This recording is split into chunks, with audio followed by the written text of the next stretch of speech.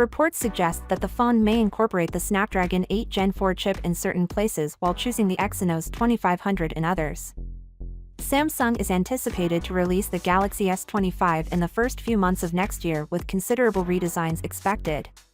Rumors suggest that the Snapdragon 8 Gen 4 might have a very powerful GPU, even though both chips are expected to bring significant performance gains.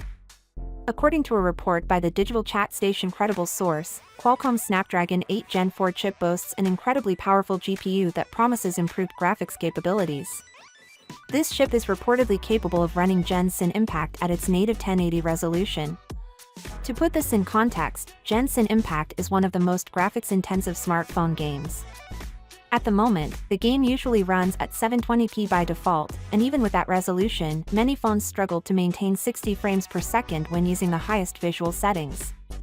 According to rumors, Qualcomm has advanced the development of the Snapdragon 8 Gen 4, which is expected to arrive on October 1, 2024. The chip will reportedly use TSMC's 3M process and include Qualcomm's own Oryon CPU core. For RN Windows laptops, the Snapdragon X Elite chip already has these CPU cores installed. Expectations are high for outstanding performance from the Snapdragon 8 Gen 4 as well, as Qualcomm has previously shown off the capabilities of the Snapdragon X Elite. However, questions remain about the device's battery economy. Some rumors suggest that the Snapdragon 8 Gen 4 could not have the same power efficiency as the Snapdragon 8 Gen 2 and Snapdragon 8 Gen 3.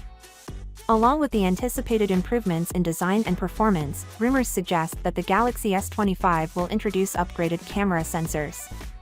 The Xiaomi 14 is expected to be the pioneer device featuring the Snapdragon 8 Gen 4, possibly making its debut around mid-October 2024.